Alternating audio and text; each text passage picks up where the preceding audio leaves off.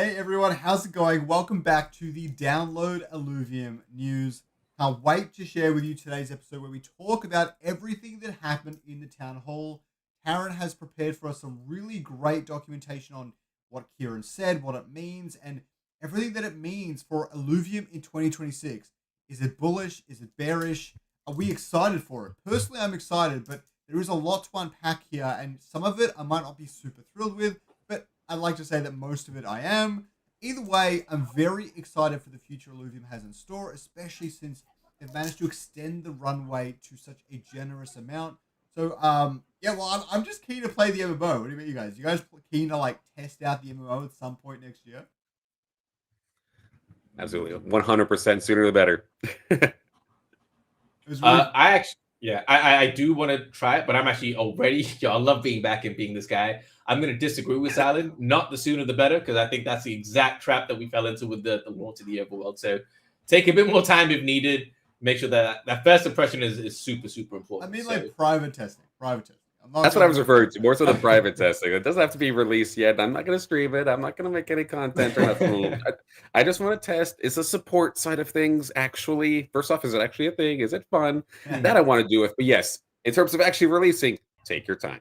We'll actually up loop is like a lot of crypto games have been stuffing it up. We level up so slow at the start, but every popular game that you've ever played, you level up really fast in the first like 5-6 hours, and then it starts to slow down. If they stuff that up, we're in trouble. But I think it'll be fine. Yeah. All right, Taryn, what's the first talking point we got? Okay, cool. So yeah, essentially what I've done is I've gone down and picked out a bunch of like the key talking points from the town hall. I just want to share a quote with you, and we'll kind of just chat amongst ourselves and see what we think. And obviously, I'm actually, can I get this out? Pop out. Yes, I can pop out the chat.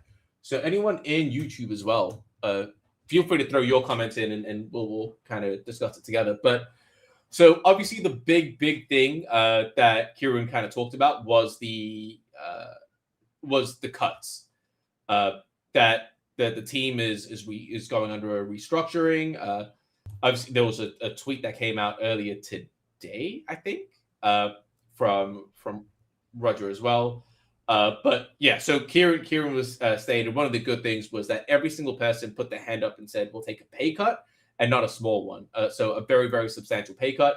Obviously, going back into your point, Scoriox, about extending the runway, instead of just letting a lot of people go, a lot of people took a cut, which means that they're actually not downsizing as much personnel as maybe intended, but still holding on to a lot more of the capital and extending that runway, which is actually probably the best situation you could be in, right? So that doesn't really affect too much. So what do you guys think about that? Obviously, we saw, I'll throw it to you, Scoriox, first. But what do you think about that? We obviously, or Illuvium obviously went through a bit of a restructuring in January, February at the start of the year, and then now another one. We saw them kind of scale back up around middle of the year, and now obviously this being the case now ending off the year. So what are your thoughts on that? What pops into your mind? What are your feelings? I'm just keen to know where your head's at.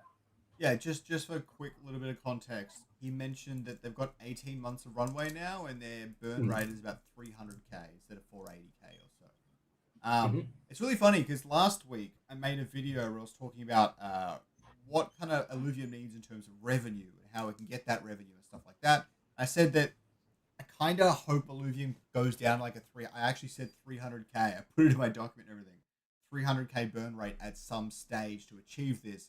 And I thought that they would do it at some point, maybe mid next year, but I did not expect it to happen this soon. But I think it's good. I think Kieran needs to cut costs where he can. And what this it extends not just the time now to build the MMO and everything like that, but it extends it in the future in a weird way too. Because if you get to midway next year and you've got like 4 months left of burn or whatever, then you've got a very short period of time to decide on what are the next cuts to make or how do you next approach this. And pivoting becomes a lot harder when you're pushed up against the wall.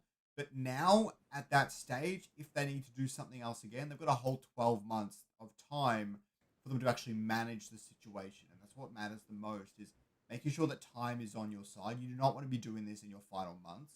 you want to be doing this 12 plus months out at the earliest to make sure you can get your ducks in a row. And I'm glad that he's doing it earlier rather than later, especially given the overall crypto bear market and stuff. So I think it's just good, nothing but good news, really. Nothing but good news.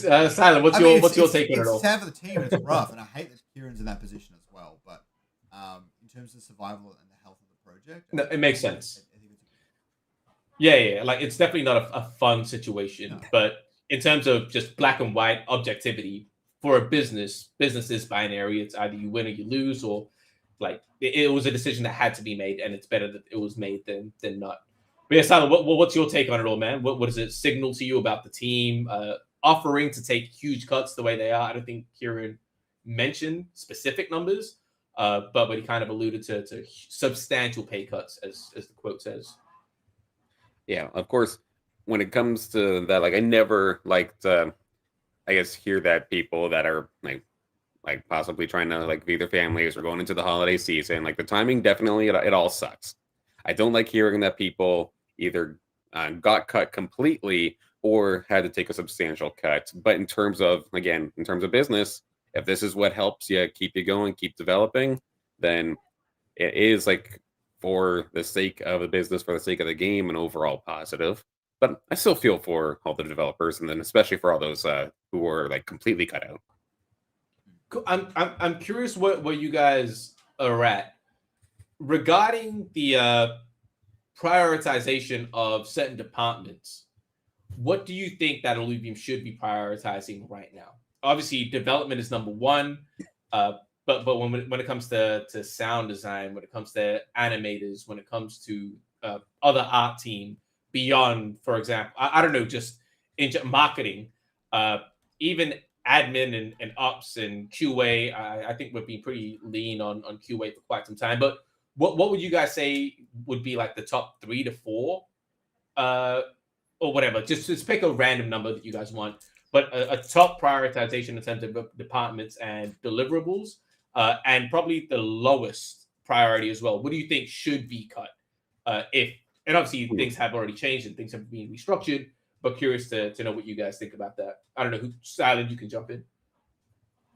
Okay, so firstly, I'm still like not the most, I guess, well-rounded, well-knowledgeable in regards to, say, like gaming departments. But firstly, like the fact that all of it's gone for what seems like majority of it has gone strictly to development, and then specifically towards development for the MMO. Again, it's probably wise. I would probably still keep that at top priority. What I do worry about, though, is that, like, say the marketing side of things does take a little bit of a quieter turn.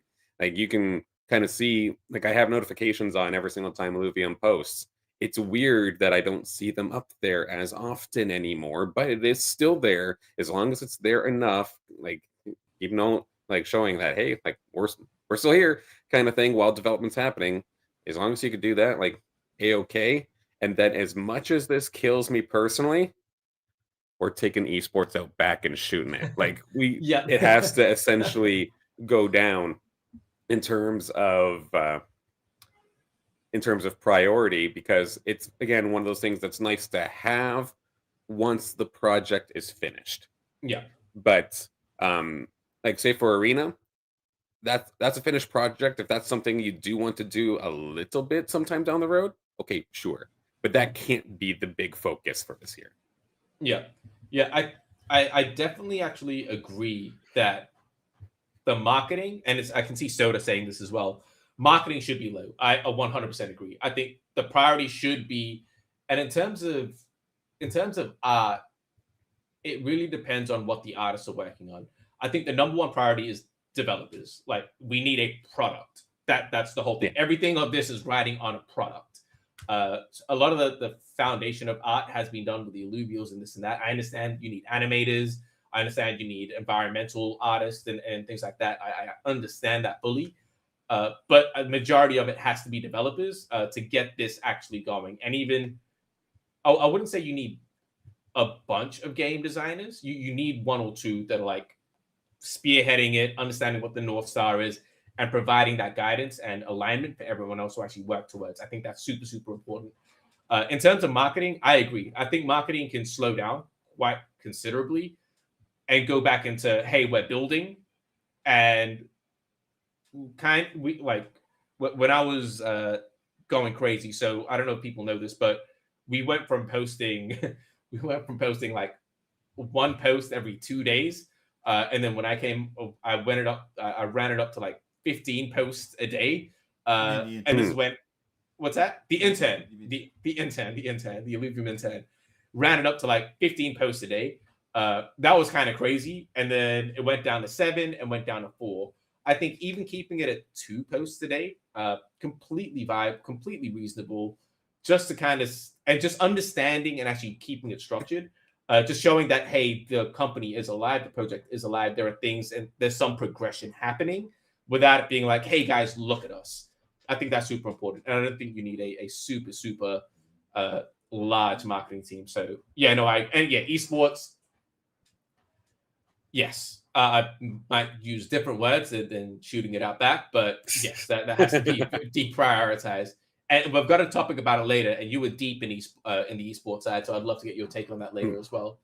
But yeah, Scoriox, anything else on your side? Otherwise, yeah, I think the one thing we didn't really discuss is Arena Mobile. I actually think that's pretty important. I think they were dedicated to finishing the arena, and I don't think that it's finished until mobile is done. So if they want to cut their losses here, that's not the worst thing in the world. But if they still believe in Arena at all, finish off Arena Mobile, then do the MMO. But I will say that although marketing isn't front of mind, and you're not trying to bring people in right now or anything like that, I do agree that it's actually pretty important you keep a presence out there. One of the things you'll notice, Pete, the first thing someone says when they see one of those shutdown notices for Embersword or whatever it might be, the first thing they'll say is, this game hasn't made an announcement in the Discord for the past 4 or 5 months, or whatever. It's like the writing's on the wall at that point. In crypto Twitter and stuff like that, you have people like Icy and stuff making daily gaming news. You need to keep the presence there, or people just assume that Illuvium is dead and things like that. And it seems like a bit of a petty thing, but it's relevant in my opinion. We need to think about the social media right now, like someone who's clocked into it as top of the funnel, mid funnel, like bottom of the funnel. Right now, we're not doing, like, we shouldn't be doing top of the funnel social media stuff. We should be doing bottom of the funnel, which is just pure retention. It's the people that are already here. Give them something to, again, just keep them engaged, keep them aware of what's going on. We're not trying to bring people in right now. It just makes no sense without the product. And obviously, you want to start doing top of the funnel before the product comes out. That's what marketing and advertising is. But I think we're still a little bit far out for that. So bottom of the funnel. Sam is pretty funny. The fact that he's here.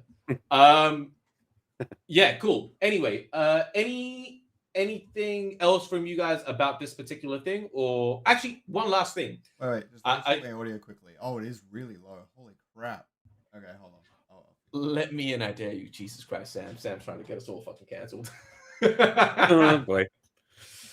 Yeah, okay. Well, Silent, I'll throw it to you while Scoriox is doing some technical stuff. You were deep in Arena, and he brought up the whole mobile arena thing. If you had to, like, again, 50%, 50%, 40, 60, whatever that number is, what is that prioritization? What is that split in terms of prioritization for MMO? I'm not even going to bring on the risk to earn thing. MMO and Arena Mobile. Well, what do you think that split is?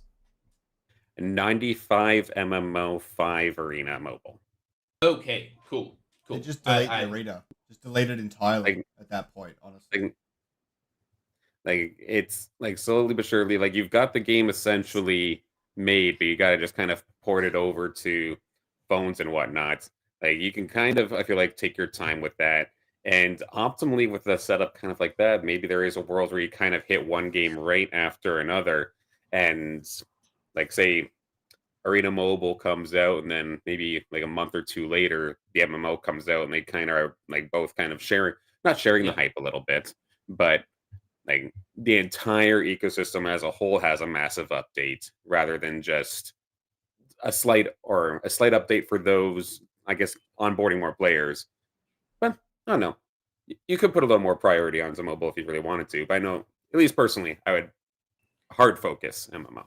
I would go, yeah, I agree, and I'll go complete hibernation on and just focusing on the MMO, because again, once you start doing that with the mobile, devs get split, devs attention get split, and then when that is ready, you have to market it, and it just go into hibernation mode and focus on the core product, tease the one singular product, and hype that one singular product. It needs to be a Death Star onto the one singular product with all attention, marketing, hype, teasing, development, everything on that one specific thing.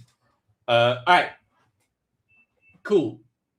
The next thing here is about, it's about the MMO. We can skip that. We've already kind of discussed that.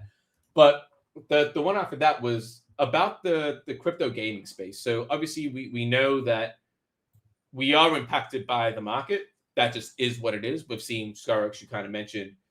Man, was it you, Scoriox, that came up, it might have been in your video, where you came up with a whole bunch of studios that shut down recently? That was in your most recent video, right? Yeah. I found them all. Yeah. Well, yeah, found them all for me. Yeah. Do you know how many that was?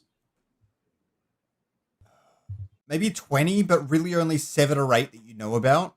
Right. Yeah, cool. But yeah, so it's not a negligible number. But so Kieran's talking about how we decided to build with crypto. We knew that it was going to be difficult, this and that. What do you guys... what's your take? I think we've all been here for quite some time now in crypto and in crypto gaming. What do you guys think? Is there still, when now, I've seen Stefanina post this a lot less of Web3 is inevitable, and I've been seeing a lot more Web3 gaming is dead. What do you got? What's your sentiment on the space, the tech? Are we just too early? Are we just full of people that are grifting? Like, what's your take on it, Scoriox? You've been around and partnered with a bunch of games. Like, what do you think? I think building a game is hard. I mean, the reality is that 99% of indie games fail as well. I don't think crypto gaming is any sort of exception in that realm. Sorry, I did not listen to any. I was reading what Sam said. Say that again. I'm still trying to manage my audio a little bit. Hold on. Let's see if that's a bit better. Something's really weird with it. I don't know why it's being like that, but Silent, what's your take? Because you're very much a gamer first, crypto guy second. Yeah, a crypto guy, maybe even at all. I was gonna say, again, the only reason that I know what crypto is in the first place was because of Illuvium. Obviously, I'm a little bit more into everything a little bit now, but I think the thumbnail just looks a lot prettier and it's a lot more enticing when we say it's all doom and gloom and that everything's about to die, right? So nobody wants to hear like, oh, everything's going to be okay. It's going to be fine. It's like, no, burn it with the pitchfork. Everything you guys are done is just going to be all for naught. No, I think we're still completely fine. We see this in pretty much all of game development. Like you said, Scoriox with indie games, like a lot of them just end up dying as well. It's just, unfortunately, because of the crypto side of things, and then a lot of these games also having tokens associated with it that people have invested in. Yeah. It hurts people a little bit more because they're just that much more invested. So if someone, say, had, well, I'm not going to name any names, but if you like specifically invested in on a certain game's token, put a lot of money into it, and then it goes to zero, then that hurts. Yeah, like you have to consider that it's building a game is hard enough. Building it with crypto rails and things is pretty insane. Now, when it comes to NFTs, it's not too bad, I don't think. When you start adding tokens and things, it gets pretty confusing. Don't forget that it also forces you to add legal counsel, for example. Now you need to have at least one lawyer on your team. You have at least 1 or 2 blockchain experts. That's a lot of money. People are talking making games on like a $2 million budget. You're adding $200K for employees that don't even build the game every single year into your budget. That's a lot of money for like a 4 to 5 year development cycle. That's bigger than a lot of successful indie games, things like Slay the Spire and stuff like that simply don't need that staff. And so at that point, you kind of got to go big or go home. And then when you do that, you scale up too fast, bloated budgets, all the rest of it. It is simply a different, people don't like to admit it, but it is simply a different ball game at that stage. And honestly, I think people overcomplicated crypto and gaming right at the start, and it's only just starting to calm down. Like, even with Illuvium, there's going to be a lot less collections that are actually on chain, and a lot of other games and things like that are going to have a lot less collections on chain as well. I think it's finally starting to heal and things like that, because with less complexity comes smaller budget sizes and less money spent day to day and things like that as well. And I think that's going to make it easier to build crypto games and going to build better crypto games too. So I'm looking forward to that. When you say, oh, sorry, Silent, go for it. Oh, sorry. I was going to say as well, like in this space in particular, I think that expectations have also been like raised like stupidly high, because say with like a standard indie game, they're just out here to give you a game. But let's be honest, and as much as I'm probably going to tick off a couple people here in the chat in a second, this whole play to earn bullshit is just, it's plagued the hell out of Web3, and that's just kind of been what's been the main marketing tool, whether it be airdrop or whether it be some sort of method. Like, not only are Web3 games supposed to somehow come out and be good, but people are now kind of expecting for it to then be the way they make their living. It's unbelievably like terrible expectations, and I would not want to be a developer making any things here in this in Web3 because of that. I'm trying to just make a damn game. I'm not trying to make your job. Yeah. What do you guys think? Because we've seen this. I don't know how clued up you guys are about like just the gaming space in general. I'm pretty sure you guys are. But we're seeing, I mean, if we look at the Game of the Year awards for the last couple of years, indie games have won a few times now. Like, yes, more often than not. And we see games like Concord, and there's a bunch of other games like that where they had $40 million budgets, huge budgets, and they're just flopping. So is that, and even like one of the fastest growing genres at the moment, but I don't know if this is factual, it's based on anecdotes and what I've seen, but the roguelike genre. And you don't really see, I mean, even, I was going to say, I'll finish that statement, but you don't really see AAA roguelikes.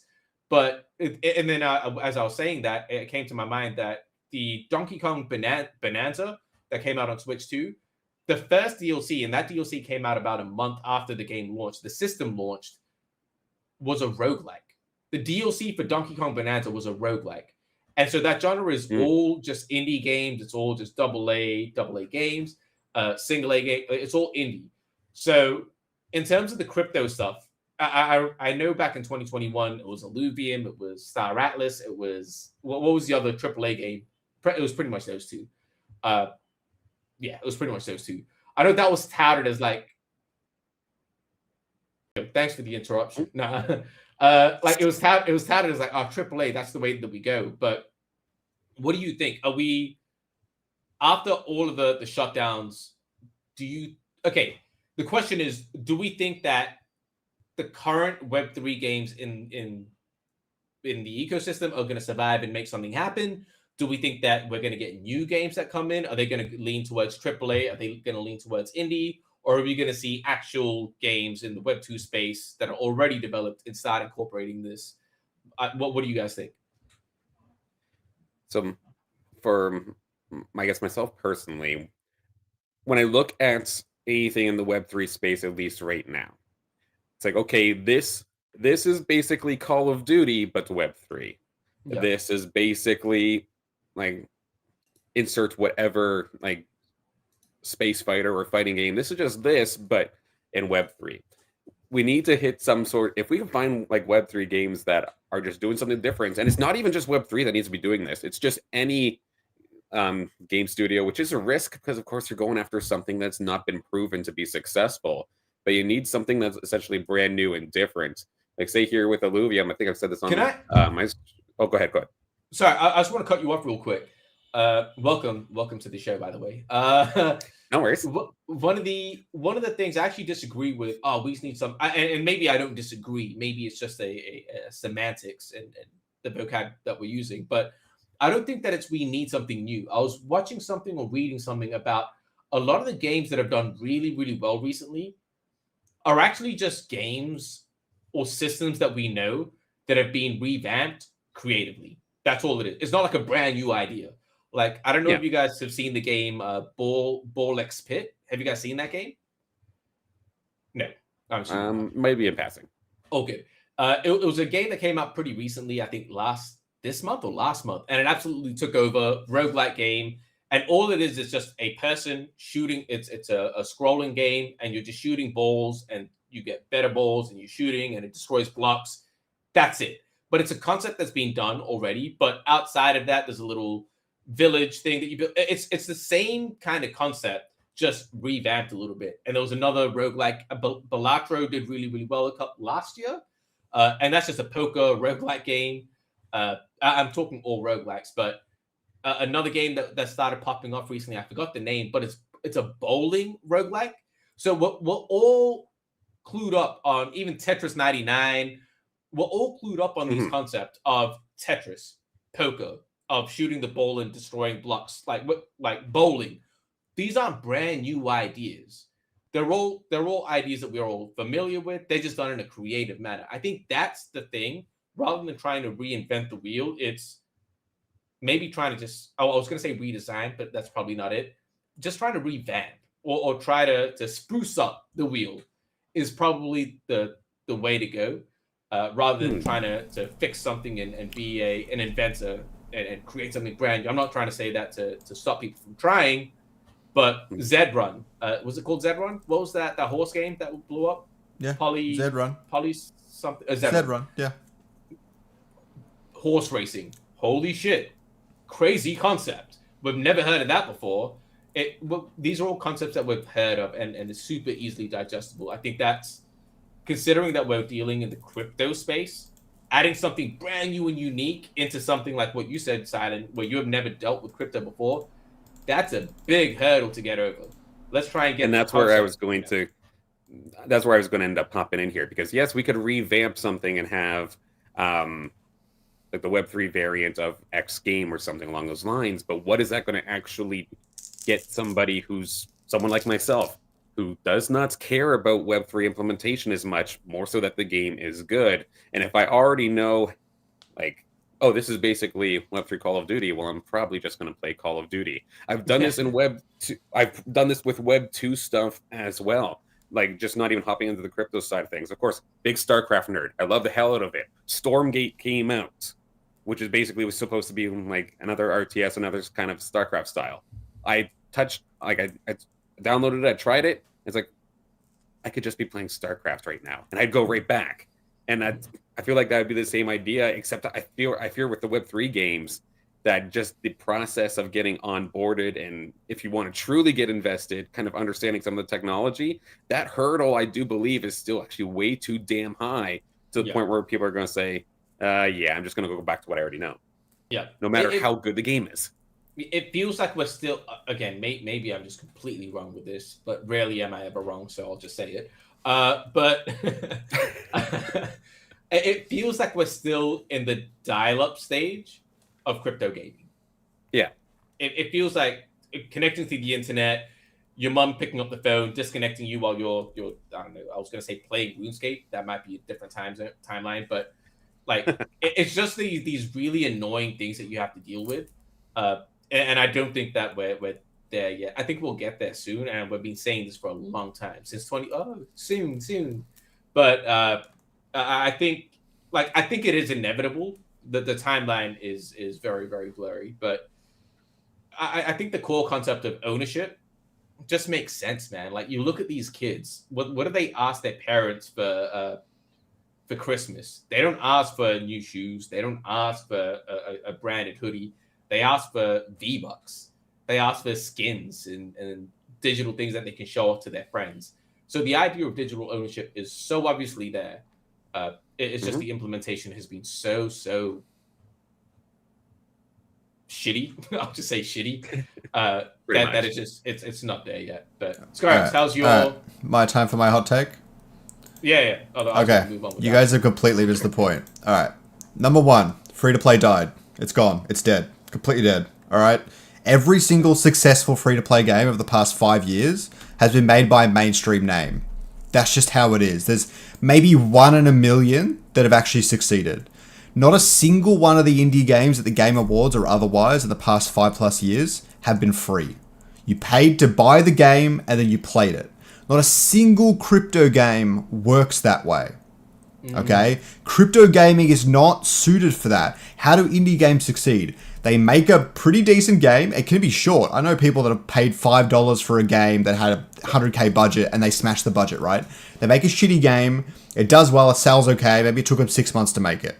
And then they hire another person or two. They make their next game. Maybe it fails. Maybe it doesn't. They have some more money. They make a third game. That game does pretty well. They make a fourth game, fifth game. Or DLC. They grow up over time just from making small, easy to make games and things like that. They learn game design and stuff like that. But really, they have to charge up front. No one's buying cosmetics in these tiny, crappy games.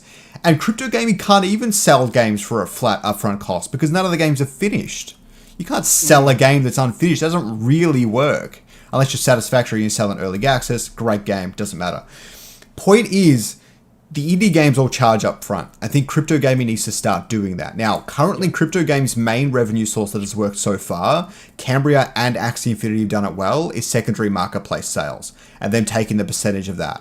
But they need to scale pretty hard for that to happen, and that's obviously pretty difficult, even in the indie space. Expedition 33 only needed to maybe make 100,000 sales to break even, if not make a profit. They smashed that, obviously, but they didn't need to. Their game was easily good enough for 100k. Anyone who's building the game would already know that. Their budget was 10 mil. So whatever. Yeah, 10 mil at $40 a game, $40 a sell is what, 4 mil? Okay, so they need 300k sales.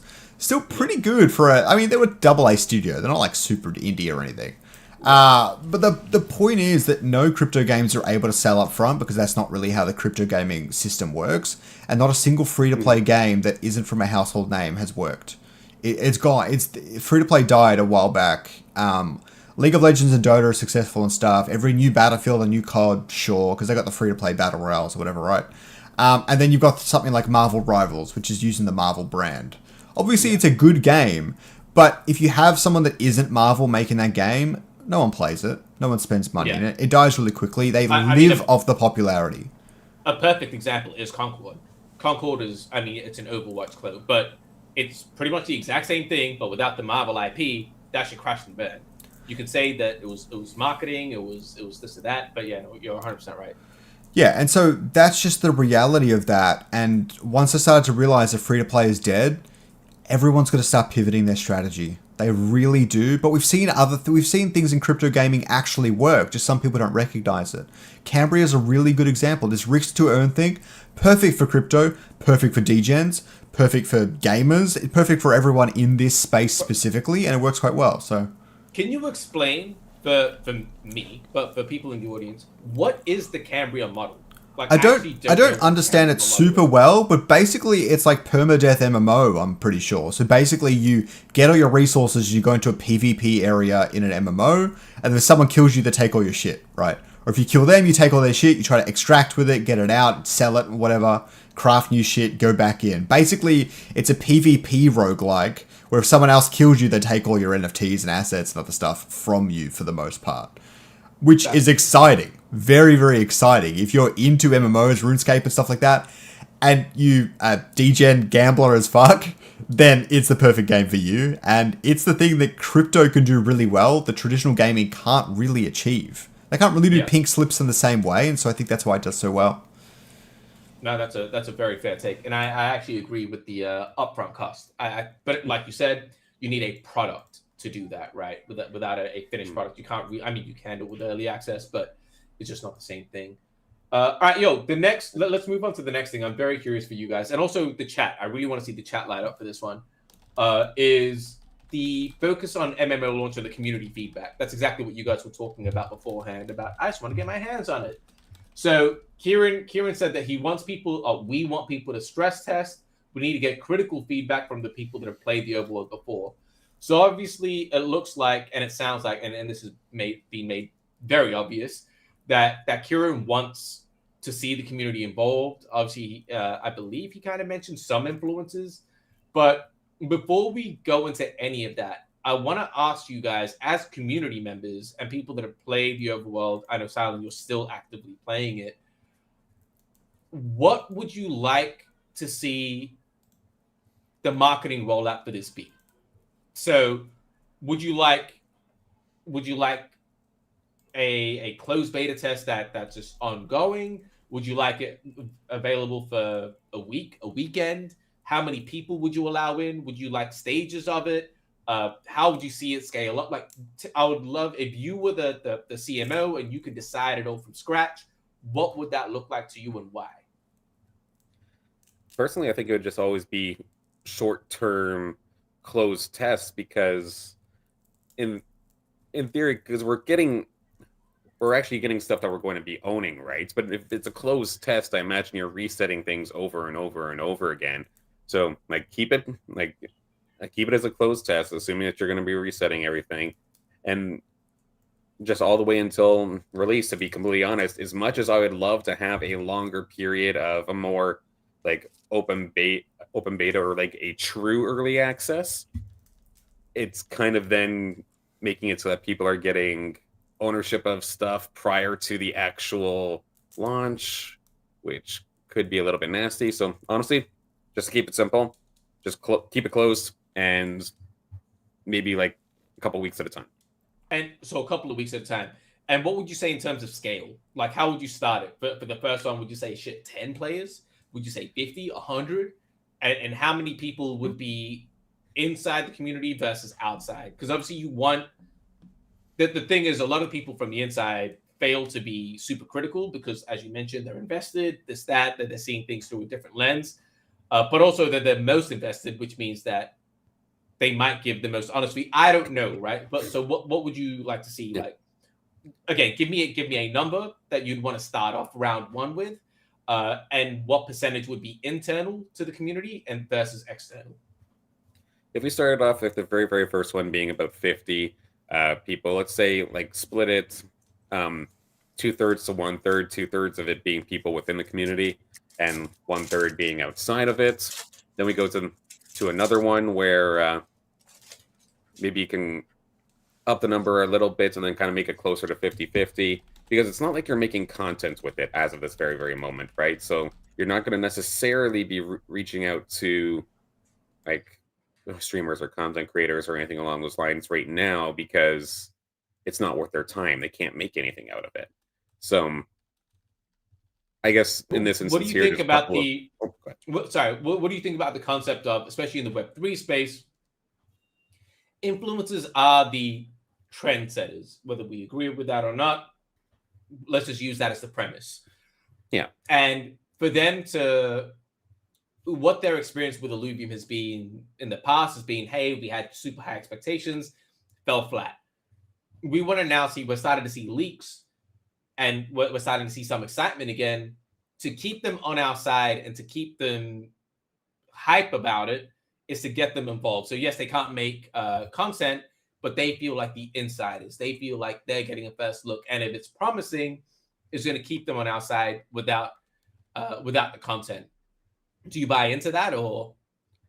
I'd argue they're not going to care unless they can make content out of it. We already don't have enough time in the day to do all the projects that we would want. Mm-hmm. And I'm just a lowball newbie, for example, in the YouTube space. So if someone says, hey, want to test our game, be the first one to take a look at it. If I have literally nothing better to do, even if I've played your game before in the past, I'm not going to care if I can't make content out of it. So that's why I'm so heavily focused on internal off the rip. Have it be 2/3 to 1/3 outside after that. Mm-hmm. Fair. And what's your take, Scoriox? How would you, if you put your CMO hat on, how would you like to see this play out? Not entirely sure, to be honest. I think maybe your internal test could be 100. As long as it's under NDA, the size doesn't actually matter that much, in my opinion. If it was open to making content and stuff, it matters a lot more. But if it's under NDA, I don't think it's that big of a deal. 100, 150 is probably be fine. As for people inside and outside, I would go 50-50 or even slightly in favor of people outside of the community. One of the bigger mistakes that Illuvium made in its early days is people, even like myself, to be honest, I have many conflicts of interest here in one way or another. I'd like to see it open up to everyone because I'm a content creator and that's good content for me, right? But I spoke to Perry about this sort of stuff, and I think he's right that it needs to be really internal for a long, long time to get it right. And to do that, you need to make sure you get as many voices from outside the community as you possibly can that are willing to give you the most brutal feedback you've ever had. and really use that to fix up the game. But it comes down to resources as well. Like if people are telling you you've got to fix 100 things, how many of them can you realistically fix until eventually you've got to get something out and things like that? So it's not so black and white, but you need as many outside voices as you can. People that have never touched crypto before, if you could find them, good. That's what I would be looking for, not even like Coles and stuff necessarily. I think Silent's right that they need to be a part of the process, that they feel like attached to Illuvium as it heads into the new phase. But I'd be trying to find as many random people off the street as I can. I'd be going to conventions and things like that and showcasing the MMO Lite there and getting just random people to comment on it. I think some of the best feedback we got was from things like the Australian Crypto Convention and stuff like that. Do you think that makes sense right now, like in the current? I don't. Do you think that would make sense in the current state? For the MMO Lite, I mean, you could start testing whatever as long as it's under NDA. I don't think there's any now or later thing. I don't think it matters that much. People are going to comment on it as long as you're not showcasing that to the world every 2 seconds. It doesn't really matter that much. Yeah, no, that's fair. All right, cool. Let's move on to the cat. I've seen a lot of the comments in chat as well. Yeah, I think a lot of people agree with you guys. So yeah, that should be interesting to see how that plays out, especially since that I think Kieran kind of mentioned that it's not going to happen in December, maybe January. So we'll start to see what that looks like. Regarding the capital raise. So obviously we talked about the runway and cap raise. The quote from the town hall was the capital raise, at least for the moment, is off the table. What do you guys think about? I don't know. Like now, what do you guys think about that? Considering that they've now cut overhead, runway's looking a lot better. What do you obviously? The market is the market doing whatever it's doing right now. What do you think the likelihood of a raise is next year? Scoriox. I don't know how likely it is. I mean, the bull run either will or won't come. If it comes, then it's likely. If it doesn't come, then it's not likely. I know that Kieran, I think, knows that he can't focus on the capital raise and if it is or isn't, and that's what's most important. You just need to play the hand you're dealt, and he's playing the hand he's dealt, and that's what matters most. Yeah, that's fair. Silent, any take on this one, or? Not necessarily. I was going to be that guy that says, can you define capital raise? So it's just like, are you being serious about that, or? I'm being dead ass. Yes. Yeah. Okay. So it's essentially selling the tokens that we have in the treasury to a VC with a lock period. It's just a capital injection. So right now we've got 8 adds runway. Yeah. So selling some of the treasury tokens to then increase the runway. That's essentially what that is. Okay. I see. Yeah. Then no, honestly, no opinion on that. Cool. You know me on the crypto side thing.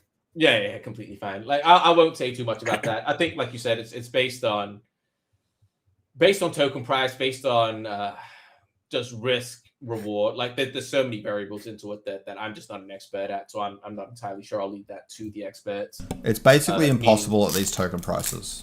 You wouldn't be able to manage it. Like let's say a $6 token price, you'd sell 1 million tokens to get 600K, 6 mil, sorry. Which is probably about what you need to get. 5 mil plus is actually pretty good. It's like 12 months runway or something like that. But that's selling half the treasury. You don't want to be like more than half, 60% of the treasury. Illuvium can't really afford to do that unless they make a bunch more safety pools, which I wouldn't be against, to be honest. If they were desperate and they had to sell a bunch of tokens to a VC and then add a bunch of safety pools so they couldn't then do rev divs for the next couple of years, I would personally be okay with that, survival of the project and all the rest of it. But that's not ideal, no.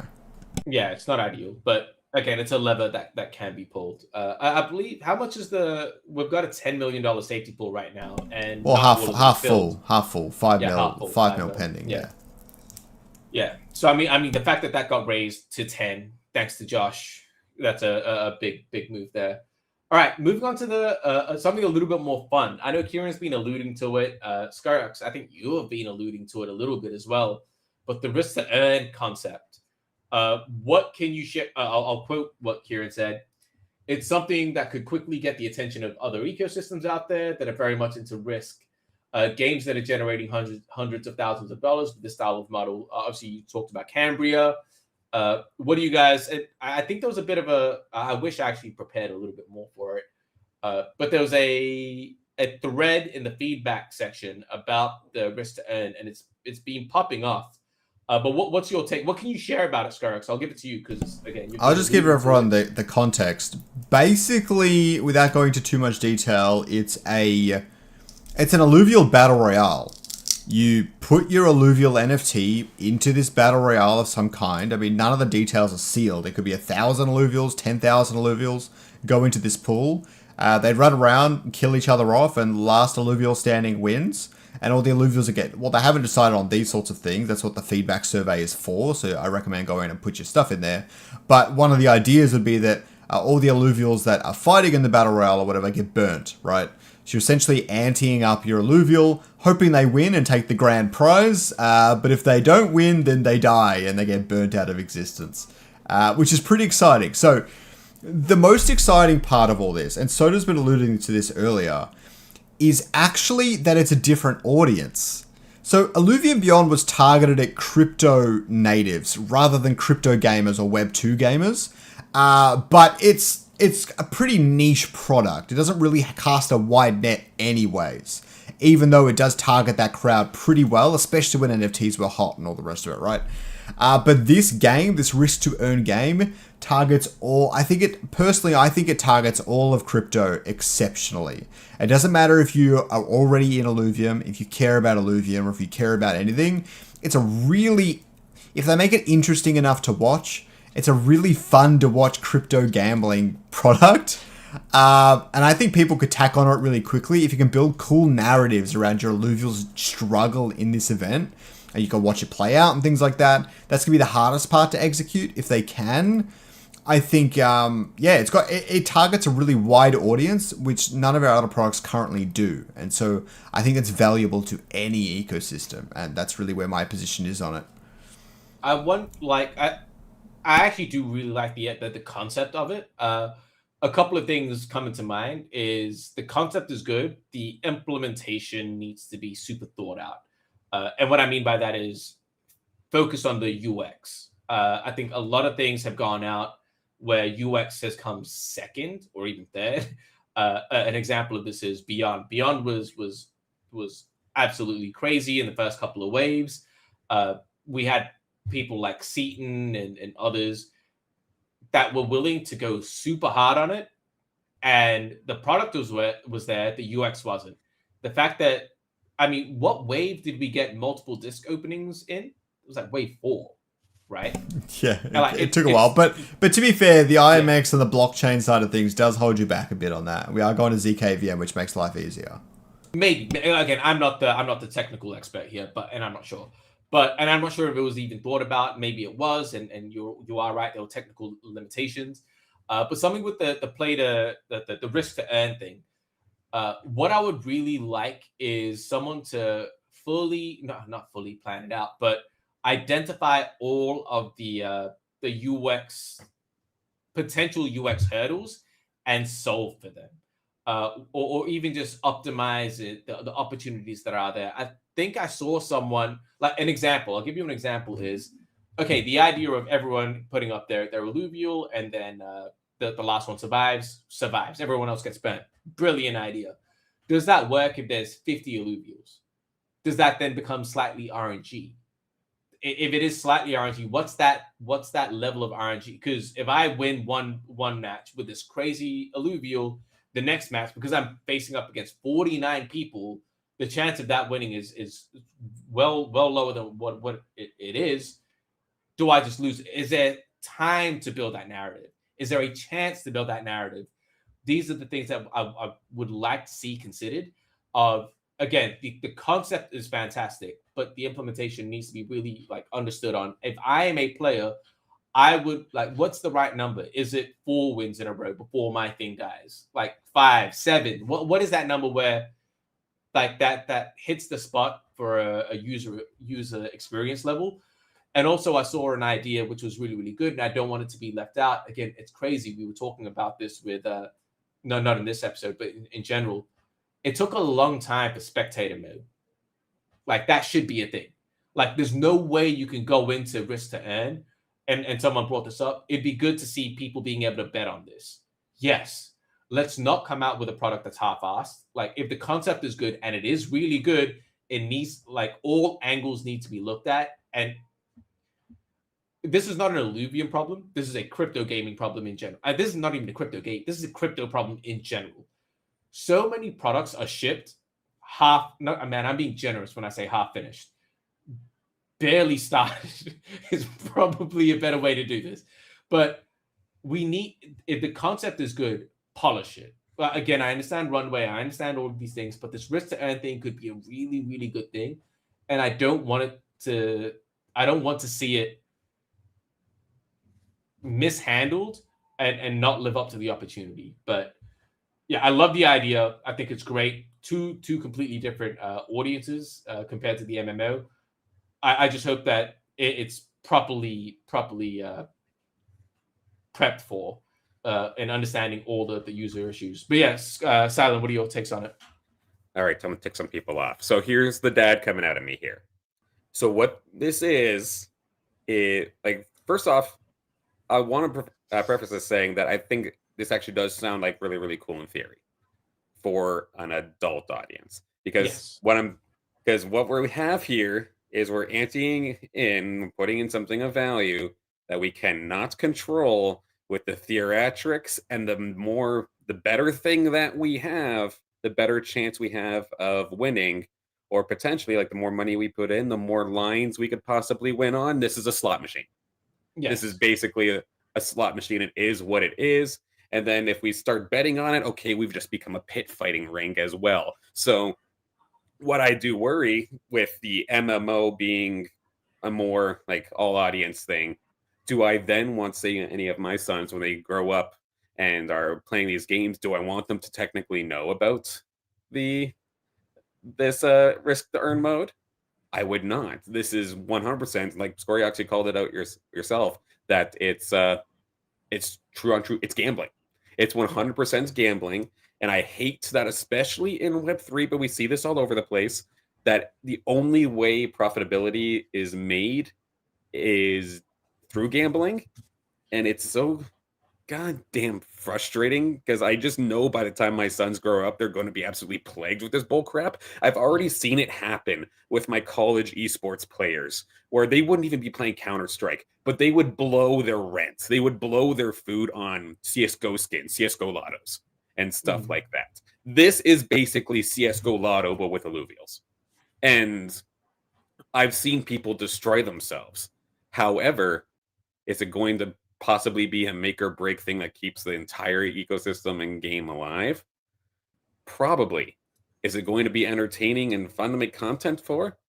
Absolutely it is. Yeah. But I can only imagine the list of disclaimers I'm going to need to legally do before every single cast, because this 100% is just gambling.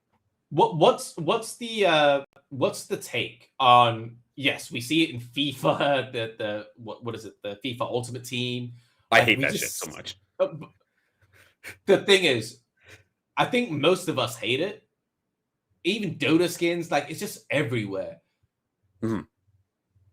But it makes, like, when I say it makes money, I'm not saying it makes money. But if it's making money, it clearly means consumers are participating. So where do we stand on a moral, like, do we stand on a moral thing? Do we just stay objective and be like, hey, business is business. Like, there are consumers for the product. We leave it up to them to make the decision. I don't know. Like, what do you guys? I don't know. What do you guys think about? Because I understand the concern, and again, I'm in marketing, so maybe my brain is just ones and zeros. Like, I understand the concern from a moral perspective, from an ethical perspective. But if it sounds so bad when I say this and not well thought out, and then I promise you, if I had more time, I could, like, expand on it. But if all the other products are doing this, and no one's really getting shat on for it, and clearly they're making money, which means consumer, like, okay, they might be criticized slightly, and obviously we don't go all the way in, and not everything is gambling. But if you have an aspect of it, I mean, shit, what was the crazy sorry, I'm going on a tangent here, but do you guys remember the McDonald's Monopoly campaign that they do every couple of years? Dude, that's the same thing. And do you know how effective that shit is? It's crazy. That I think to this day is one of the most successful marketing, which is why they bring it back every couple of years. It's absolutely insane. So if all the other products are doing it and it's so damn effective, not because we're forcing people into it, clearly the consumers are participating. Like, that's the question mark. Yeah, like 100%, you still make the game. That by all means, like, I wasn't trying to say like it is unethical and that the game shouldn't be made, but like I definitely hate that that's probably the best chance at like solid revenue. And I personally I know I worry about my own family and then like people I've worked with in the past. But again, you can make the platform, it's on to other people to use it responsibly as long as you've given the proper warnings where need be on login and whatnot. But it's also it's one of those weird things where like a game like that, again, from a marketing perspective, from a corporate perspective, it is just all about revenue. So yes, you try and give all of the I mean, you see this with games all the time. We use FIFA Ultimate Team again as an example. It's a video game meant for fun, but everything in that is designed psychologically to trigger certain points to keep you playing. Same with slot machine. Yep. So it's optimized for addiction because that's what keeps the lights on. But ethically, we're like, oh yeah, but don't be careful. These are the dangers with it. I don't know, man. I don't know. It's it's very. I think it's a very gray thing. Again, everyone's going to have a different opinion of it. I'm on the spot of, look, we're all adults. We all have to make our decisions. I understand from business. If you want to partake, you partake. There's heroin on the street. Sorry, I don't even know if I can say that on YouTube. But there are hard things on the street that not like we know that it can kill us, but we don't partake. So why is that different in something like this? I'm very much on agency, but. Yeah, I don't know. Scoriox, any kind of thoughts on that? I'm more human agency as well, but it's gambling is sweeping the world like a plague, and no one really comes out a winner. It's pretty brutal. I totally get what someone's saying. It's not really a right answer I'm here. I'm just going to add one thing, just adding on to that, when you say it's taking over, sweeping over the world. Kalshi and Polymarket. Carry on. Yeah, that's what I'm saying. Is they're incredibly popular, and they're the most consumer-friendly crypto-based apps ever. It's the most successful crypto app that's ever been made, both of them, right? Now, I will say on this, just as one final note to put a pin in this, is that there are definitely levels to it. For example, if you go through the feedback survey, they're toiling between two different options. One is anteing up an entry fee and people win a prize pool of some kind. And the second is anteing up an NFT and then you win the NFT at the end and things like that. I definitely think there are things that are better than others. I think the less direct impact with money that you have, probably the less down the gambling route that you're going. And it's a little bit safer and overall a bit better. I definitely think that there are ways you can do it where it's less black and white with how bad it could be for society and things like that. But yeah. Let me quickly tell you why I disagree, and we'll move on. From a psychological point of view, there is a reason casinos use chips and not dollars, because if you're seeing your separation from actual money, that hurts you more, and you stop doing it as quickly. Doing it as a chip, you're just thinking it's a toy. It doesn't really correlate. Your brain doesn't connect the two. So when you say, oh, we should move away from money, the ethical thing to do would be to make it very clear. When you buy a scratchy, you know you're putting in $2 or $10, whatever the number is. I don't know what you guys call it in Canada and the States. But the scratch and wins, we call them scratchies. Yep. We know when we're transacting money, we have a chance at something. And when we lose, a lot of us are like, look, I'm not going to do that again. But if you're just putting, again, we're way more loose with monopoly money than we are with real money.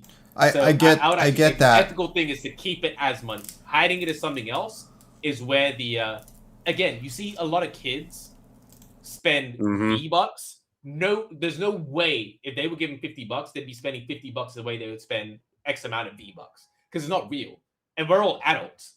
I do the same shit. and even though it's like on Steam, like the Steam account, if I've got money on there, even though it says a dollar amount, because it's not real and it's already on Steam, I'm just blowing it for the sake of blowing it. It's really like keeping it as close to money as possible. I get that, but this is not an in-game currency of any kind we're talking about. This is alluvial NFTs. They have their own stats and everything. There's a limited number of them. They have to be caught in the overworld to exist in the first place. They've got a little bit more of a self-sorting function than something like chips, where they can basically mint an infinite amount as long as they got dollars in the bank. This is a little bit different. This is an economy run by players, not necessarily the casino itself. It's not quite the same as something like V-Bucks or chips, in my opinion. But it's definitely not like significantly better than just flat out money, right? Yeah. And I've seen people destroy themselves off of CSGO gun skins. So like it just makes it so much worse when you don't actually truly feel what you're losing. Because yeah, you could have a dollar value on it, but it's not until later, much later, when you're actually thinking about how much you just actually lost. Yeah. Because 100%. It wasn't in a dollar bill or a dollar sign, it was a item in a game store. Well, let me put that to you then. Would you prefer items over burning alluvials, Silent? No, neither. The burning of alluvials is the item. No, I mean, would you prefer just cash money instead of burning alluvials? Would you prefer they put in their alluvial, they pay $5, and then if they lose, they lose. They keep their alluvial. Well, I think you can do both. But I think like just saying just burning the alluvial isn't the way. I think the way, again, from and maybe I'm completely wrong, but chat, tell me if I'm wrong. I don't know. What I would say is you would put in a buy-in, whether it's $2, $5, whatever that number is, $1.99, whatever is reasonable. 20 people in a match, 10 people in a match, that's $20. Whatever that is. So you have the buy-in, the winner takes that, and all the losers get burned. Like, I think that makes sense. So you're putting up something like an alluvial, but there is a dollar amount that you're like, okay, cool, this is what we're playing with, and it makes it real. Otherwise, if you're just constantly putting up that alluvial, it just feels like you can just keep going and going and going. And maybe again, from the business perspective, it's like that's what you want. You want retention. But from the ethical point of view, I don't know. Again, I'm not going to pretend to be an expert there. I'm actually sorry. I'll quickly try to wrap this up here, but I would actually be like super torn. I figured it'd have to be either or. So if I'm paying an entry fee, lose, and then burn my alluvial, I just lost twice. I lost like two different sets of value. I think it has to be one or the other, where it's the ante in with real money, and we're playing for that real money, or it's strictly no entry fee. Alluvial is your ante. Just with the entry fee, it's more upfront that, hey, yes, you're putting money in for the chance at getting money back. It's a little bit more upfront. Meanwhile, with alluvials, there's a little bit more of a potential of just not knowing the true value of what you've just put in. That's kind of what I'm getting at. No, fair. All right, cool. We could talk about this for a lot longer. Let's move on to the IPL. Season 2. I know, Silent, you were the one that actually brought this question up in the thread. You were a huge part of that. Massive shout out. I don't think I've ever said this publicly. Maybe I have. I don't know. Great work on the streaming and the casting. You guys did exceptionally well. You were my standout. I won't lie. You absolutely killed it. How do you? You posed this question to Kieran, and I'm going to pose it back to you. I'll go through Kieran's quote, and then I'll get your thing. We're finalizing the details now regarding IPL Season 2. The ROI just wasn't there. We obviously can't go out and do the same level of prize money. So we're finalizing how we incentivize people without it costing the DAO too much. So the question that you posed to Kieran, if I'm not mistaken, was what were some of the key metrics that we were looking for to make it a success, and do we think it was successful? You being a part of the IPL, what is your response to that same question that you posed to him? Now, just to clarify again, like I wasn't a tournament organizer or anything in running. I was just the commentator side of things. So on a lot of instances, I am still kind of on the outside looking in. But I just know from my past work with with esports, with college esports. I know that esports and esports leagues don't actually make any money. So you need to be using it more so as the marketing tool as well. Like even with the LCS for like League of Legends, for example, the league itself doesn't make jack, but it's all the people that they either bring in, keep in, sell skins to, and it all kind of translates because that league is there. So normally you would see esports as something that is a completely finished product that has something additional to sell you. So I had the idea in my mind. It's like, okay, I love that this league is a thing here for the IPL, but what are we trying to get? It would be bringing people in. But we have much bigger hurdles, of course, with the Web3 stigma to have to actually fight through. So I was curious how much of, or how successful was it at bringing people in? And we did see, I believe, an uptick. And we, like, even when I'm playing ranked games now, like I see new faces still in the game like every day. Whether I know it's a bot or not is a whole nother question. But like we do see new people like coming in pretty consistently, but is it enough to have warranted the crazy prize pool? And then in one particular instance with the wild cards, I think there was a massive missed opportunity and an overspend that hurt them. Okay, real quick, I don't know what Scoriox is doing, but I'll ask you something, Silent. So you said that the objective that you saw was to bring players in. It's not really a question. That was definitely one aspect. I think another aspect, and it doesn't justify the. Sorry, I shouldn't say it doesn't justify. I think the spend didn't give us the. I think we spent too much. I'll say that. I agree. The other aspect, not bringing players in, was proof of concept and awareness, not actual conversions, just pure awareness and exposure. And you were a huge, huge part of this. I mean, you saw it, and it's still going. And I'll be completely honest, man. If we look at the scheduling for the social media, we still have like 3 months worth of IPO clips that are coming out. So we've got, and you were a huge part of clipping that. You were a huge part. You were the clipper that made that happen. The intern's intern. The intern's yes. intern, yeah. So in terms of what that does, that was really, really, I think that to me would have made a lot more sense. But obviously for that, we would have needed a much lower spend. Like the 250,000 is what it was in total, right? That was insanely high for what the result was. I mean, do you even know how many clips you made, man, for the IPL? I'm sure you could check it, but it was a lot. It was at least like 250, if not more. Yeah. So that's crazy. You could go out with an IPL clip a day, and that's almost a year. That's almost a year's worth of content, which is super, super valuable. $250,000 valuable? Not really. So what I would like to see is, I think it's super important to keep that going. The proof of concept of an esports, grassroots esports thing, as well as the exposure that it brings from the content and the marketing. If we're able to keep that machine going for season 2, but at a much, much lower spend. I think it is valuable, just not, like I say, $250,000 worth. Yeah, Scoriox, what's your take? Oh, Sam, if you want to add on. No, let's Scoriox go first. Okay. What's the question again? Okay, Silent, jump in. Okay, no worries. So yeah, like in terms of exposure and legitimacy, I think like the entire thing was absolutely incredible. Like the fact that we have like all these clips now that we're constantly going to be pumping out, the fact that we put on an absolute show, we showed that in proper esports league can be run in a Web3 space professionally. And that is absolutely incredible. And I'm extremely proud of that, proud of the entire team. And it's something that everybody should 100% be proud of. However, does that make anybody who actually has any sort of stake in the, I guess, the accounting book, so to speak, does that make them happy? And that's where I agree. That's even just the $150,000 grand final was just unfortunately a massive overspend.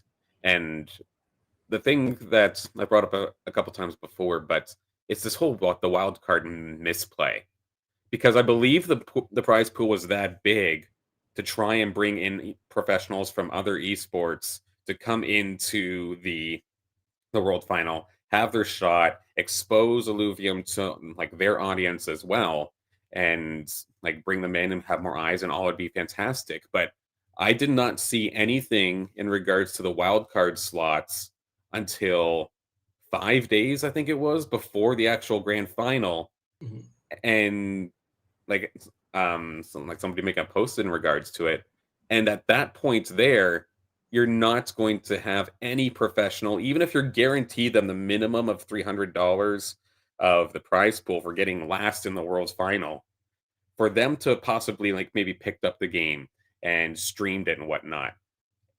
With the stigma, with how quick they picked it up, this looks like 100% like a sellout cash grab from the content creator. And I understand why the content creator or the esports pro wouldn't want to take that deal so close to the world final. Because, yeah, it just looks like you sold out to a crypto game. They're selling out to a scam, guys. Get ready. Here we go. Wait for the rug.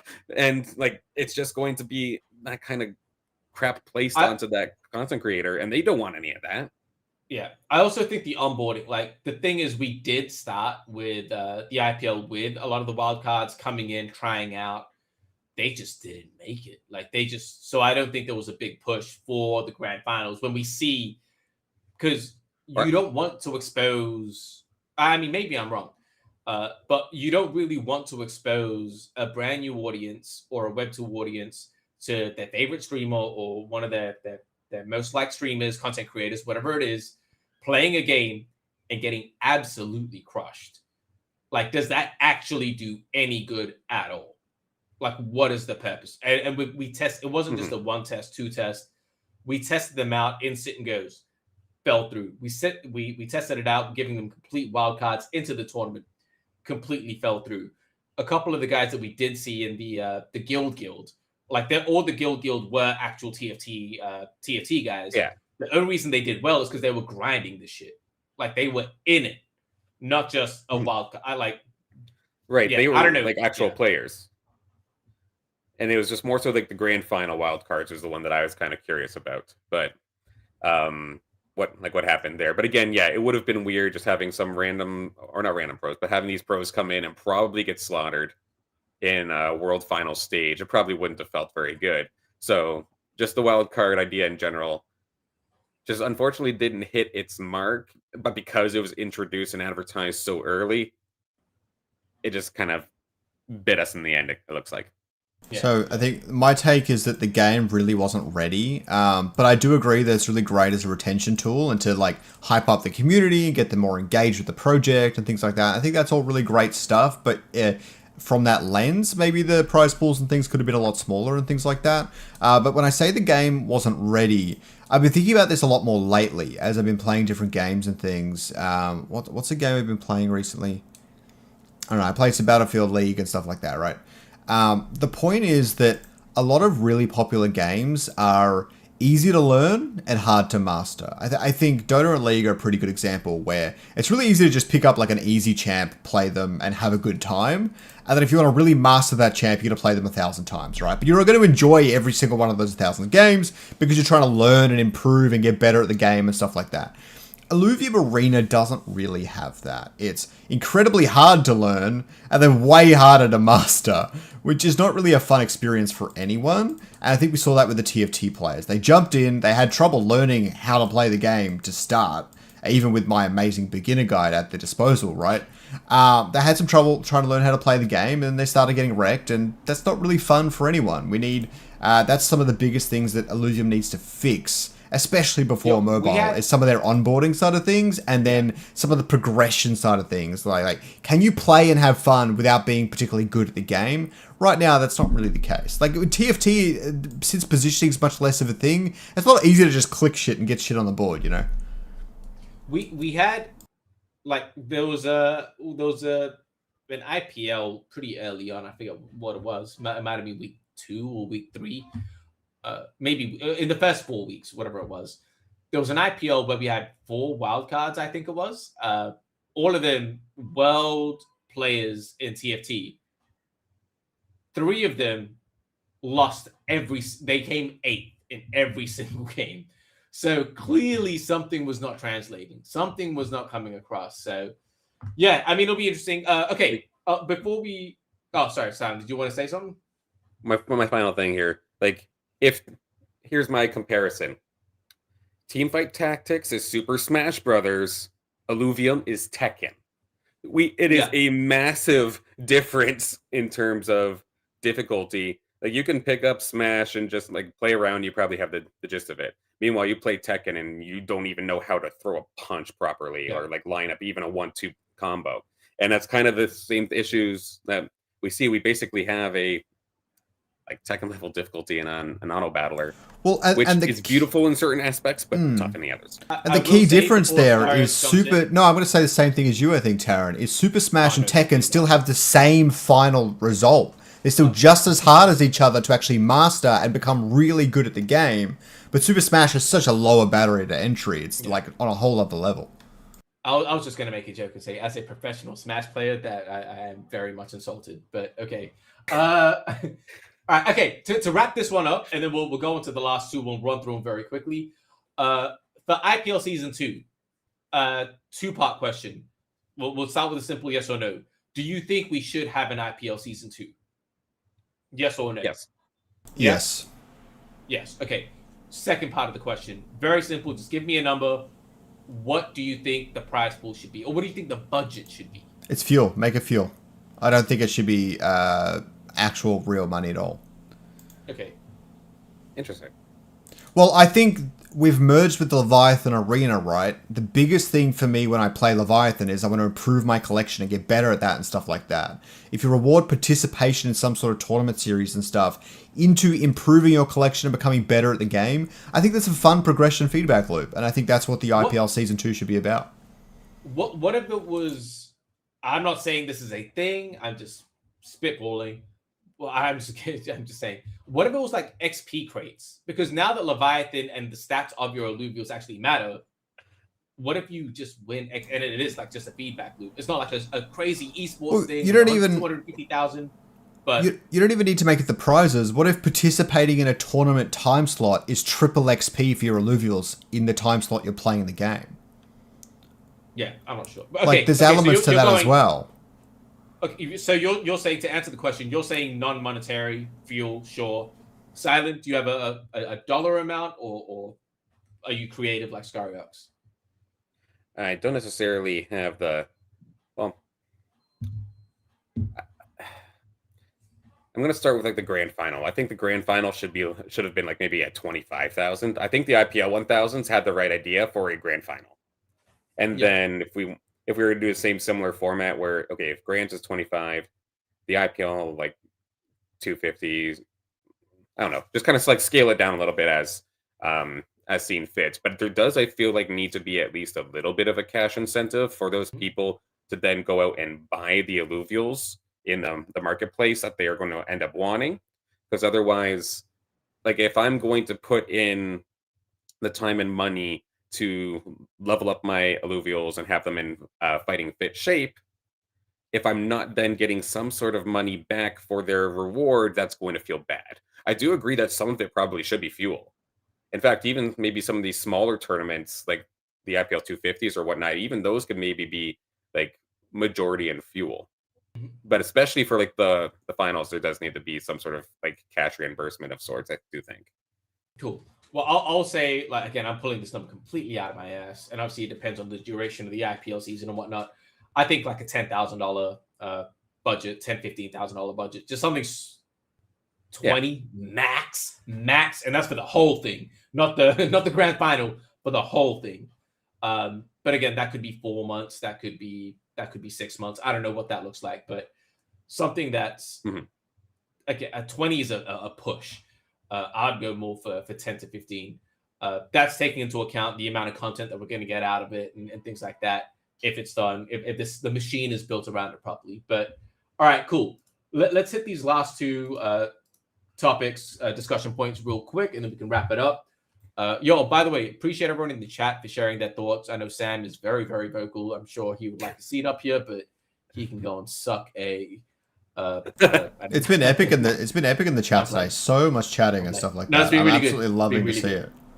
Cool. So the last couple of points is okay. I'm just gonna say what Kieran said. I'm gonna leave my should have put me in, coach. Yeah. So I'm gonna give my little take on this one. You guys can say if you guys want to add more, disagree, whatever it is. But cosmetics and product sales. So Kieran's quoted as saying, "We've dropped the ball massively on showing people there are awesome cosmetics for you to go and be able to use immediately." I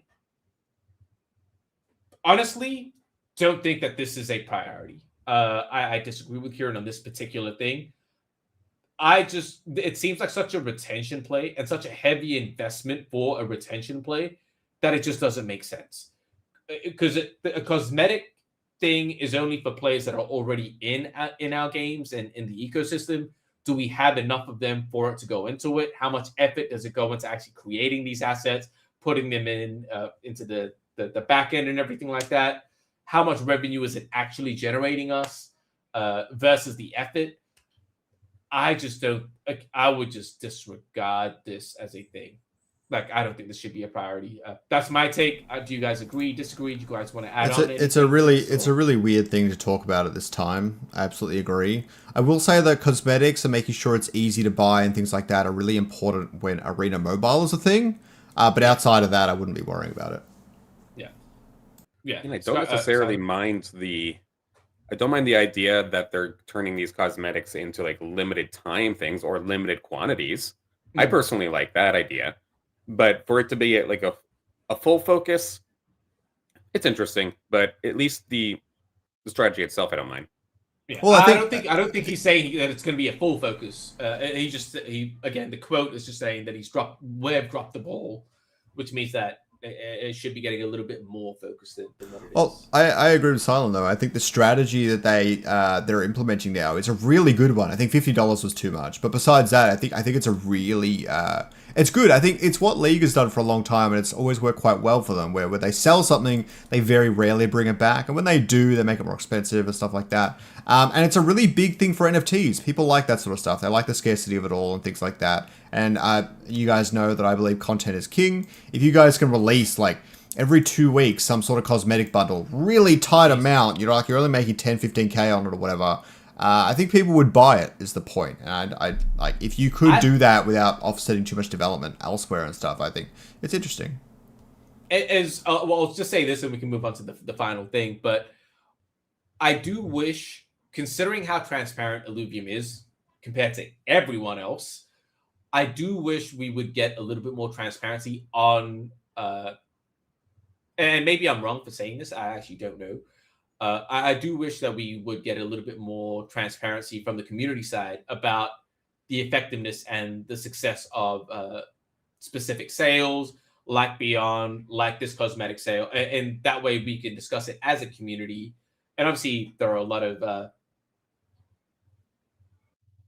uneducated opinions that come out of the community as well, and I understand that we don't need to get the community involved in everything, but it would be cool to see as a DAO if more should be invested in that avenue, because like right now we don't really know unless we do our own research into it on how well the Beyond the Halloween thing did.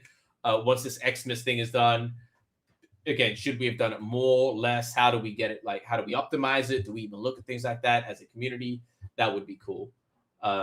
But yeah, cool. I don't know if you guys have anything else to add. Otherwise, we'll move on to the last thing. For what it's worth right now, at least here for this Christmas sale, it does actually show you exactly how many bundles are sold. Oh, does so you can actually see, Christmas bundle right now, 86 out of 150. Arena bundle, 33 out of 200. So you can actually see how quickly that's going. That's because it's limited. Right. But this is going to be the strategy moving forward. Yes, I wish we would have gotten the same idea for the past sets too, though. 100%. Yeah. But at least they're starting now. Yep. Yeah, and that's fair. Okay, yeah, that's cool that is the case. All right, the last thing. We kind of touched on it already. I appreciate everyone for sticking around, man. This has been a long ass episode. Scoriox, this is what happens when you prepare for one of these. Or just have an additional person on. This is why Scoriox doesn't allow me to prepare, because I just absolutely take over. Okay, MMO reviews. I'm exhausted. I like that you're taking over. I'm so cooked today, man. I feel like this is your platform, and I'm just out here moderating. But I get the views and the revenues. So you do what you want. yeah. I get nothing out of this except for a little bit of fun. And a lot of criticism from the comment section. Okay, MMO revenue streams. So Kieran is quoted as saying the marketplace transactions should be able to fund the MMO. I would ideally like to say without needing anything else, like a subscription or anything like that. I haven't been a big MMO player in general. That's just not my genre that I'm deep into. I'm not sure if you guys are. What do you guys think? Do you guys think that is viable? I do think that the marketplace transactions can sustain, but you're going to need the player numbers to do so. What do you guys think? I think you'd be Kieran on that. Yeah, I think you'd be surprised. I think it's not really going to work in the early days, and it might be cool to start off with some level of subscription or something like that. But the more I think about it, the more I think some sort of DLC setup could be really cool. Like, if you take the 7 regions, for example, everyone gets to go into Brightland Steppes for free. And then when they open up Tiger Boreal, it's kind of like a World of Warcraft expansion. They're like, hey, guys, give us $20, and then you're allowed in Tiger Boreal. You can explore there and do whatever and things like that. I think people would... I don't think people would mind that much. You can even do it cheaper, like $10 or something like that. That would give you your more sustained revenue until you get the player numbers and things to really justify. And you could even do, like... It's $10 to get into Tiger Boreal, but you're only getting in 1 or 2 months earlier than everyone else, and then everyone else gets in. You get that free-to-play period, and that's kind of like when you buy like the upgraded edition to Call of Duty, and you get to play the game a week early, or whatever like that. They need to hire you as a monetization guy, because those are really good ideas. I do think that makes sense. And again, we go back to the indie game of not everything needs to be free to play. You put a small price on it, and I think, but again, that shit only works if the product is good. Like the user experience needs to be on point. That needs to be on point for someone to want to. There's a random game. I might have brought this up to you, Scoriox, before. There's a game called Brotato. It's very simple. You're a potato, and it's a roguelike game. It's a bullet hell game, survivor game. And I bought it on. I've got it on Steam. I've got it on Switch. I paid for it twice. I got the DLC on both platforms. The only reason I'm willing to shell out $5, $10, $15, whatever it was for the DLC and the original game is because the product is good. It's simple, but it's good. Mm-hmm. That needs to be the thing. It doesn't matter what monetization model you come up with. The product needs to be good. And I just really, really hope that is the thing that they focus on. And there is a strong, strong alignment in North Star on what that is. Yeah, that'd definitely be an interesting way to do it, though. Like, say if the other, another region is a part of DLC or whatnot, because it does add in the other effect too. Because we're not just talking about the MMO, but we're talking about Arena as well. And then how are they going to handle like alluvial distribution? Does all of a sudden, say, set 2 of alluvials only show up on the new DLC region, and then it's going to either do one of two things: either force people to buy the DLC to be caught up on the new arena meta, or I guess you, in this instance as well, just go to the marketplace, and if you don't want to buy the DLC, and pay a premium off of some players who got there first. So, well, it's normally I would be worried, but that's actually kind of cool. It's funny you say that, because that's exactly what Pokemon already does. It's just less obvious, right? To play competitive Pokemon, you need all the Pokemon that you can get your access to play in the competitive Pokemon scene or whatever, right? The only way to get the new Pokemon is to buy the new game. The only way to get the new Pokemon is to buy the new game's DLC. So on and so forth. That's pretty much how the Pokemon system works. The only thing, like Taryn said, is the game has to be, well, in Pokemon's case, barely playable, but it needs to be good in our case, right? Where But the bare minimum for Pokemon is that you need to have some sort of story and stuff that people want to play through. And so with that new DLC region or whatever, charge 10, 15 bucks or whatever, it needs to have some sort of quest line that people might be interested in playing. But for example, with the new Pokemon DLC, it was like $45 Australian, so like 30 bucks USD. And it's like a 6-hour story, right? It's like barely tax on, but it's just... small. Gives you a couple more things to do and things, but I mean, the Pokemon brand's so big they can do whatever. But the point is that if the gameplay is good enough, people are willing to get into it. Base game. Yeah, I'm gonna play the DLC. I get it for Christmas, so I'm excited. Yeah, crazy. There you go. Crazy. But yeah, all right, cool. Anything else for you guys to again? The one thing that I'll say is I just really, really, really, out of everything that we talked about today, the main focus for me, we'll wrap this up. Christmas, like my biggest wish, my Christmas wish, is that there is a clear North Star for the MMO, and it's heavily focused on user experience. I think that's the biggest thing. Like everything else can be thought of after. I mean, if it's thought of before, but then the product isn't there, it's all been a waste of time. So. That's my little Christmas wish out of everything moving into 2026. What about you guys? Well, what's the one thing that you hope? I will say this. From the leaks and things we've seen, we've been seeing a lot of different abilities and things being created for the Ranger to use. I think that's really important. If everyone's going in and they're all getting the exact same skill tree shit and they're all using the same abilities as each other, that feels really boring. But the more interesting the gameplay experience and the more content there is to explore with, I think it's going to be the better for the MMO.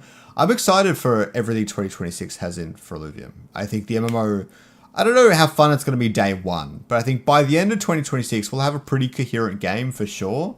And like you said, I'm hopeful that they have like a pretty good North Star, but at the same time, there's a lot of different things to do to keep you entertained. And you can jump between them as well. I think that's still important.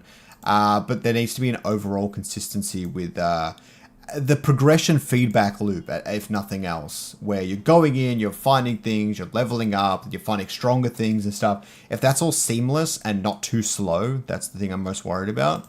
Then yeah, I think Illuvium's going to do fine.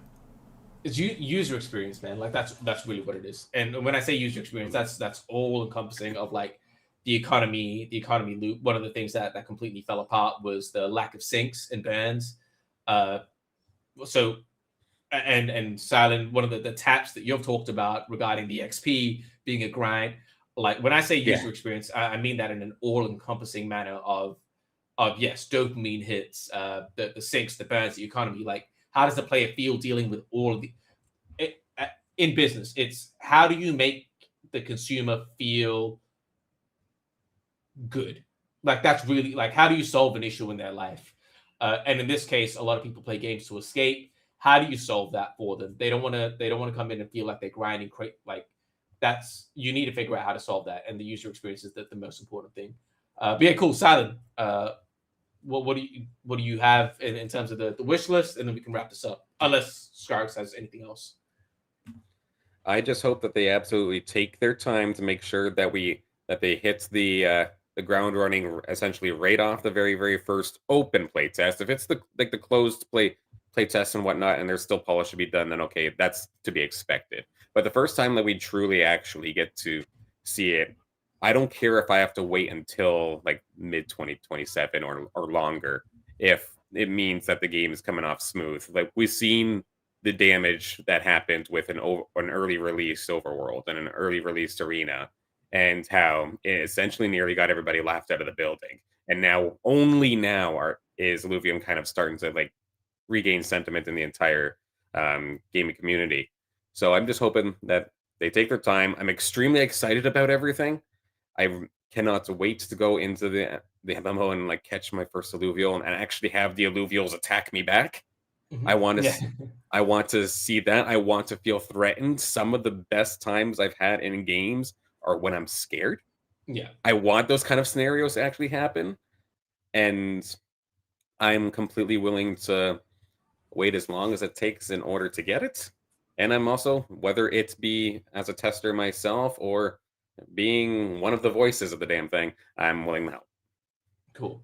Awesome. Cool. Scoriox, that was all the stuff that I prepped. Do you have anything? Yeah, I was just gonna add on to that really briefly. Like, we saw that Overworld had some issues when it first launched, like for everything you said. But it's not alone. Every single crypto game that we've seen has had issues. It launched in some sort of unfinished state that was brutally obvious, and it didn't really work out for that reason. And so I think we've learned a lot of lessons from the broader crypto gaming space on that very topic. And I agree that that's pretty important going into all this. But yeah, we might as well close that down. Thanks everyone for joining us. Really appreciate it. A 90-minute episode, absolutely huge. Merry Christmas. And with that, the download is